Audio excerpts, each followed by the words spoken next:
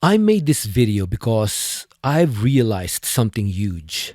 The way we've been told to grow old is actually making us age faster. We think a big family house is the dream, but for a lot of seniors, it's actually a trap. Here's the thing. Aging gracefully is a lot harder when you are being managed by your home instead of the other way around. That's why I've come to believe that having the option to be allowed by law to live in a smaller house is actually a secret weapon for independence. Now, hear me out. It's not just about downsizing, it's about a design for life.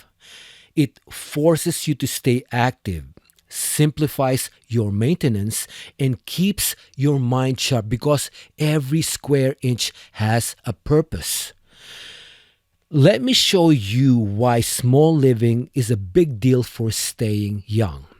Now, the goal isn't to force every senior into a tiny house, but to ensure that those who want a simpler, healthier, and more manageable way to age have the legal right to choose it. Now, let me be clear. I did not make this video to join the tiny house movement or to talk about design trends. I made it because I believe homes should help us live, not weigh us down, especially as we get older. This is about staying healthy in body and mind, and about keeping the freedom to live life on our own terms. Right now, when people reach old age, most are left with only three choices: live with their children who already have families of their own, move into senior care that often feels more like waiting than living, or stay in a big house with high bills, constant repairs, and rooms that slowly turn into reminders of a past life instead of spaces they still use.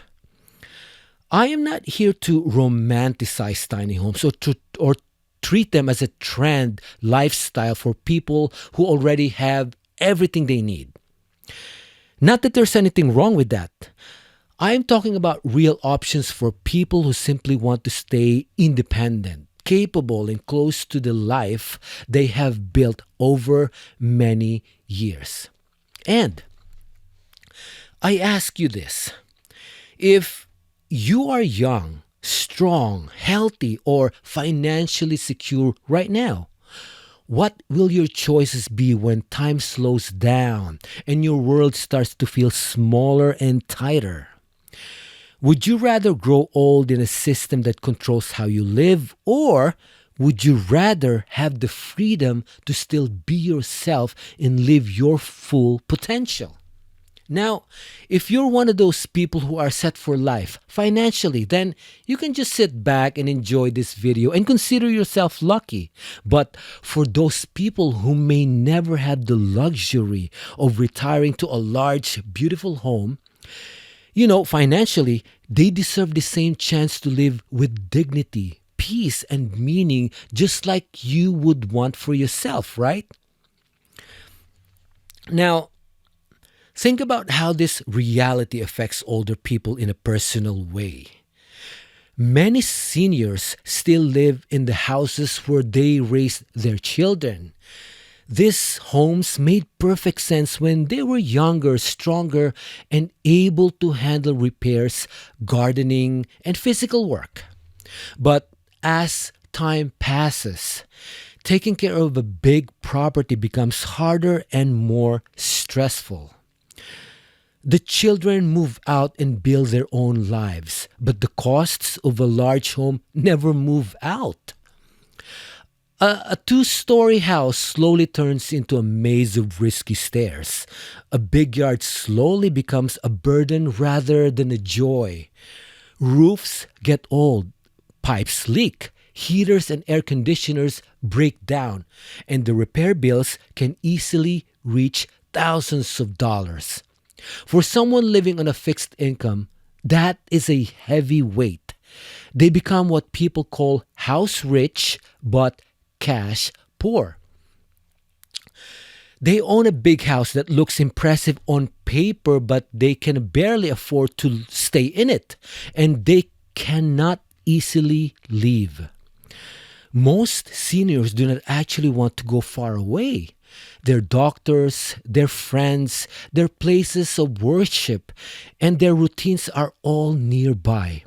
Moving to a faraway place or into a facility is not just about losing a house. It is about losing a community and a sense of belonging. But in many neighborhoods, smaller, simpler, more affordable homes are simply not allowed by law. So older people are pushed into a false choice. Well, that's not a real choice. That is a trap. Okay, now picture what life can be like in a small, well designed home that truly fits the needs of an older person. In a space like that, they can feel capable again. When a faucet leaks or a light stops working, the repair is within their reach.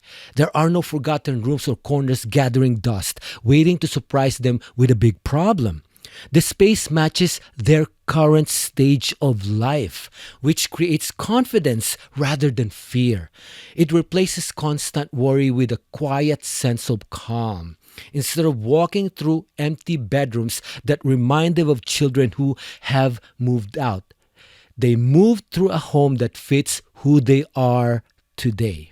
Now, you may not realize this, but caring for a smaller house still involves real work. And that's exactly the point. You need that to keep you healthy both physically and mentally. You still sweep, wipe, fix, and arrange things. You still make decisions about where things go and when things get done. The difference is that the work is now sized to their body and their energy. It keeps them physically active and mentally sharp, but in a way that is safe for their age. They are still the master of their own home. They are not just a guest in somebody else's house or a patient in someone else's facility.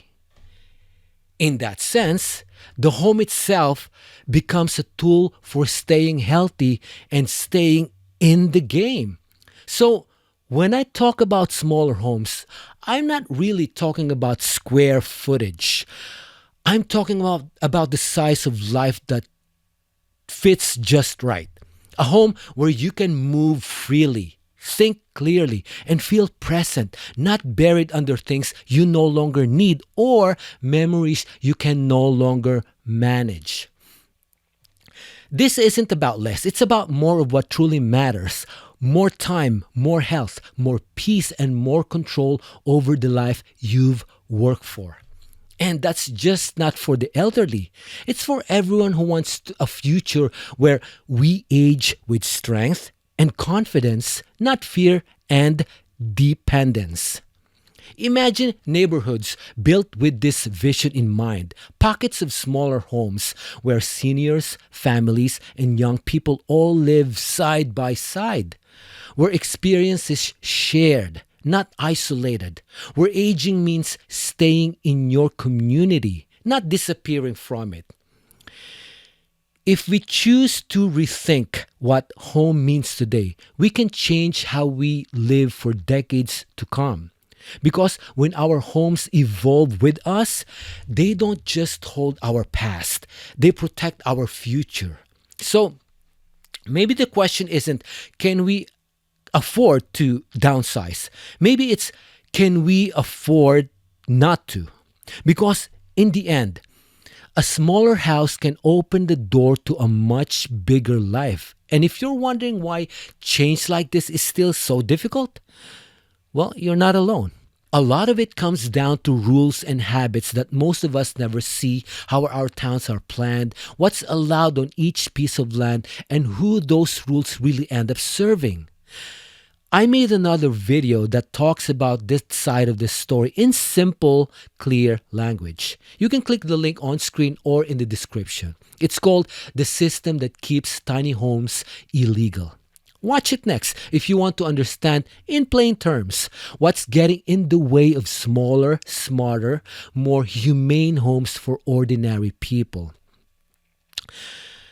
I hope you like what I had to say, and I'm hoping you can keep an open mind. Aging gracefully isn't just about the choices we make for our bodies. It's about having the freedom to choose where and how we live. The law might say these houses are too small, but for many of us, they provide the exact amount of space we need to stay active, independent, and free. If you think it's time for our housing laws to catch up with how we actually want to live, let me know in the comments. And if you're on this journey toward a simpler, more active life, hit that subscribe button. Let's keep building this future together, and I'll see you in the next one.